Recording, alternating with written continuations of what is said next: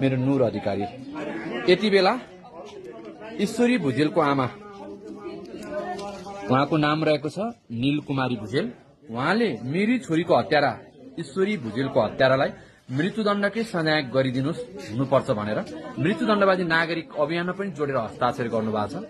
र यसरी नै हस्ताक्षर राज्यले गराउन सकोस्, अदालतले गराउन सकोस्, न्यायाधीशले गराउन सकोस्, राष्ट्रपतिले गराउन सकोस् र पीडितलाई न्याय दिँदा पूर्ण सन्तुष्टिको न्याय दिन सकोस्। आज अदालतको फाइलमा आमाहरूले हस्ताक्षर गर्दा छोरीको हत्यारालाई मृत्युदण्ड गर्ने कि के गर्ने भन्दा मृत्युदण्ड नै गरियोस् भनेर हस्ताक्षर गर्न पाउने संविधान बनोस्। आमाको लक्ष्य यो, हाम्रो लक्ष्य यो। र अब यही सन्देशमा यहाँ यो स्थलबाट म सबैलाई यो सन्देश देश र देशवासीलाई दिन चाहन्छु।